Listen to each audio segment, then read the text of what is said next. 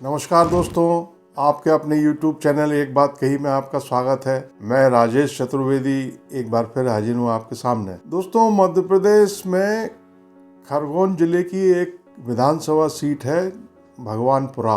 भगवानपुरा से एमएलए रहे हैं, भारतीय जनता पार्टी के विधायक रहे हैं। उनका नाम है जमुना सिंह सोलंकी। उनका एक बयान मीडिया में मैंने देखा, अभी देखा, दो तीन दिन पहले की बात है। बयान में उन्होंने कहा है, सोलंकी जी ने, असल में क्या है आपको थोड़ा ये बताऊं कि भारतीय जनता पार्टी ने भगवानपुरा जो सीट है विधानसभा की, वहां से चंदर सिंह बास्कले को टिकट दिया है और जमुना सिंह सोलंकी को नहीं दिया है। सोलंकी जी ने मतलब बागी तेवर अपना लिए, मगर उन्होंने जो बयान दिया वो बीजेपी की जो लीडरशिप है उसको एकदम वाकई उसने इसको गंभीरता से लिया होगा। क्यों लिया होगा और उसका कितना असर हुआ होगा ये मैं अभी बताता हूँ आप। सोलंकी जी ने अपने बयान में ये कहा कि इस टिकट का विरोध किया। सबसे पहले तो उन्होंने बास्कले को जो टिकट दिया है भारतीय जनता पार्टी ने। दूसरा, उन्होंने कहा कि मैं किसी के समझाने से नहीं समझूंगा, और खरगोन के जो एमपी हैं, लोकसभा सदस्य गजेंद्र सिंह पटेल, अगर वो समझाने आएंगे तो उनको तो 2 जूते मारूंगा मैं, ये बोला सोलंकी ने। और ये भी कहा साथ में कि अगर मुख्यमंत्री समझाएंगे तो भी नहीं समझूंगा, नहीं मानूंगा और चुनाव लड़ूंगा बागी होकर के। ये बयान देखा तो तय किया कि इस वीडियो में इस पर बात की जाए। तो साहब, इसका असर ये हुआ कि केंद्रीय गृह मंत्री अमित शाह को 3 दिन मध्य प्रदेश में बिताना पड़ रहे हैं। तो कल शनिवार को वो जबलपुर पहुंच गए थे और फिर देर रात भोपाल आ गए। भोपाल में उन्होंने बैठक कर ली। 10 संभाग हैं मध्य प्रदेश में संगठन की दृष्टि से भी, तो 10 संभाग की जो है वो समीक्षा कर रहे हैं, रिपोर्ट ले रहे हैं और बात कर रहे हैं। जहाँ जरूरत है वहाँ फिजिकली बात कर रहे हैं, मतलब वहाँ के नुमाइंदे से, वहाँ के नाराज व्यक्ति से, और जहाँ थोड़ी कम जरूरत है वहाँ फोन पे वार्तालाप कर रहे हैं। तमाम रिपोर्ट तलब कर रहे हैं, पूछ रहे हैं कि क्या स्थिति है, बूथ की क्या स्थिति है, ग्राउंड लेवल पे क्या माहौल क्या है, इसकी वजह क्या है, अमित शाह को क्यों अचानक इतने लंबे अरसे के बाद, इतने लंबे गैप के बाद मध्य प्रदेश में बैठना पड़ रहा है। अभी वो इसके बाद भोपाल के बाद आगे उनकी गाड़ी बढ़ेगी तो मालवा, निमाड़ और जगह जाएगी। वो महाकौशल तो कर लिया उन्होंने पूरा। तो इसका कारण ये है कि 60 से ज़्यादा विधानसभा सीटों में पार्टी की, भारतीय जनता पार्टी की जो स्थिति है वो ठीक नहीं है। वो स्थिति ठीक नहीं है, इसलिए उनको आना पड़ा है। अमित शाह को सीधे 1 to 1 बात कर रहे हैं सबसे। जहाँ से जो हालत ठीक नहीं है, रिपोर्ट गलत आ रही है, डायरेक्ट बात कर रहे हैं, बुला के बात कर रहे हैं, करना पड़ रहा है। कुछ जिला अध्यक्षों ने ये कहा बैठक में, साहब जो ब्यूरोक्रेसी है, माने डीएम वगैरह, नौकरशाही अफसर, वो सुन नहीं रहे, वो थोड़ा मतलब नियम कायदे से काम कर रहे हैं या कड़क हैं वो। तो अमित शाह ने चीफ मिनिस्टर शिवराज सिंह चौहान को इशारा करते हुए कहा कि भाई आप बता दो उनको, बख्शे नहीं जाओगे। मतलब किनको बता दो? अफसरों को बता दो कि छोड़ेंगे नहीं, कोई बचेगा नहीं कोई। ये ऐसा कहा अमित शाह ने शिवराज सिंह चौहान से, क्योंकि जिलों से स्थिति नहीं है कि जिलों में। तो अब अमित शाह हर पन्ना पलट रहे हैं। क्या बताता है? ये यही बताता है कि उनके पास जो रिपोर्ट है वो ठीक नहीं है। अच्छा, सर्वे वगैरह में जो आ रही हैं सीटें वो आ ही रही हैं, अपनी जगह है वो। कोई सर्वे बता रहा है कि साहब बीजेपी, अभी ताज़ा एक सर्वे आया जिसमें बताया गया कि बीजेपी 80 से 85 और कांग्रेस 130 से 132 वगैरह वगैरह, तमाम सर्वे, ओपिनियन पोल है, क्या है वो। तो लेकिन पार्टी की जो अंदरूनी रिपोर्ट है वो जाहिर है अमित शाह को मिली होगी। उनके जो यहाँ लोग तैनात हैं, टीम के लोग तैनात हैं, उन्होंने मकान ले लिए हैं, किराए पे रह रहे हैं, पूरे मध्य प्रदेश में मूवमेंट कर रहे हैं, पल पल की रिपोर्ट दे रहे हैं अमित शाह को। तो जाहिर है उनकी रिपोर्ट के आधार पर अमित शाह आ गए, पहुंच गए मध्य प्रदेश, डेरा जमा लिया। तो ये एक चीज और जो दर्शाता है वो ये है कि भाई पब्लिक में क्या परसेप्शन है, क्या मतलब लोग वोट देंगे कि नहीं देंगे, इसकी बात नहीं है। बात ये है कि भारतीय जनता पार्टी ने जिन लोगों को चुनाव मैदान में उतारा है उनको लेकर के या उनके खिलाफ पार्टी के भीतर ही असंतोष है, नाराजगी है, गुस्सा है। और इसका एक बहुत बड़ा कारण ये है कि वर्कर उतना मोबिलाइज नहीं हो रहा है जितना कि उसको होना चाहिए था या वो होता रहा है पिछले चुनावों में। बड़े लोग घर बैठ गए, इस बीच कई इस्तीफे हुए हैं, संगठन से कई लोगों ने पद छोड़ दिए हैं और ये कहा है कि हम पार्टी नहीं छोड़ रहे हैं मगर हम ये पद को त्याग रहे हैं। तो अमित शाह डैमेज कंट्रोल के लिए डेरा जमा चुके हैं। और जबलपुर का जो वीडियो वायरल हो गया था, जिसमें कि जबलपुर उत्तर के कार्यकर्ता प्रदेश अध्यक्ष वी.डी. शर्मा के खिलाफ जिस ढंग से जो है कमेंट कर रहे थे, नारे लगा रहे थे, वो सब भूपेंद्र यादव के सामने हुआ था, जो चुनाव प्रभारी है भारतीय जनता पार्टी के, केंद्र में मंत्री हैं।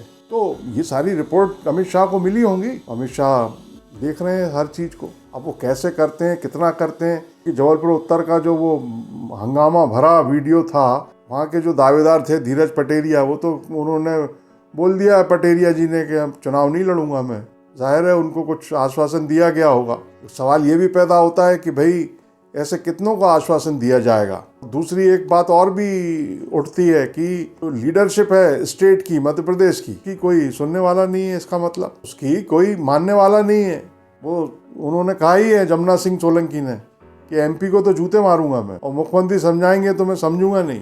कितना असंतोष है, गुस्सा है, बगावत है। 2 सीट, सिर्फ 2 सीट अनाउंस करने में बीजेपी को कम से कम 15 दिन लग गए।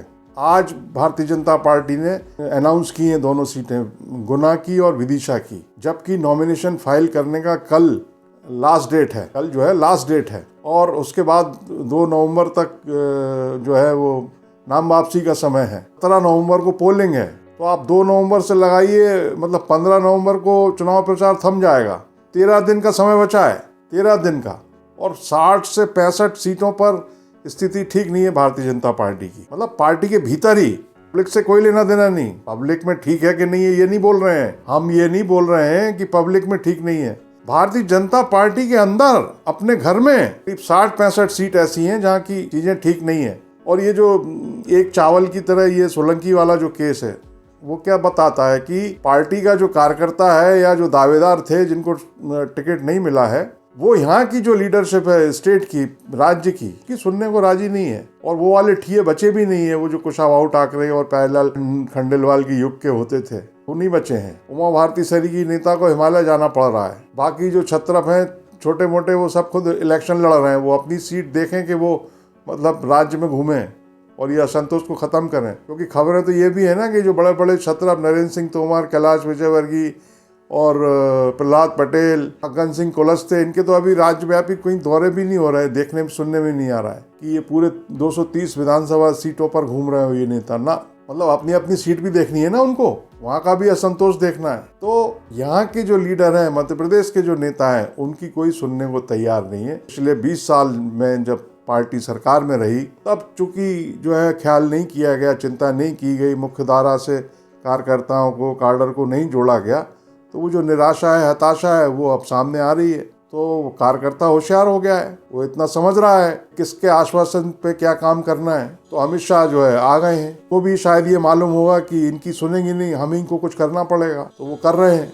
सवाल ये भी है कि अमित शाह कहाँ तक चीज़ों को देखेंगे, मतलब कितने माइक्रो लेवल पे वो क्या मैनेजमेंट करेंगे, ये भी देखना बड़ा दिलचस्प होगा। कि बाहर से, माने दिल्ली से जो नेता प्रभारी बनाए गए हैं, जिनको चुनाव सौंपा गया है पूरा, क्योंकि इस बार इलेक्शन जो है किसी चेहरे के नाम पर तो लड़ा नहीं जा रहा है, मुख्यमंत्री शिवराज सिंह चौहान के हाथ में है ही नहीं कमान। और जो दूसरे नेता लड़ रहे हैं, सांसद लड़ रहे हैं, केंद्रीय मंत्री चुनाव लड़ रहे हैं, चुनाव प्रबंध समिति के नरेंद्र सिंह तोमर से लेके कैलाश विजयवर्गीय तक, उनके हाथ में भी इलेक्शन नहीं है। और जो बाहर से आए हैं, तो मतलब उनका हाल ऐसा है जैसे कि उनको तो यही नहीं मालूम है कि बारात ठहरी कहाँ है, जनवासे का पता नहीं है उनको। मतलब आप ये देखिए, एक अच्छा उदाहरण याद आ रहा है कि शादी ब्याह में जैसे होता था ना कि जरूरी काम पर घर के ही लोगों को, घर के से आशय ये कि जो लोकल लोग, मतलब निहत स्थानीय, आपसे मतलब नितांत, मतलब रेगुलर नियमित संपर्क में रहने वाले लोगों को तैनात किया जाता था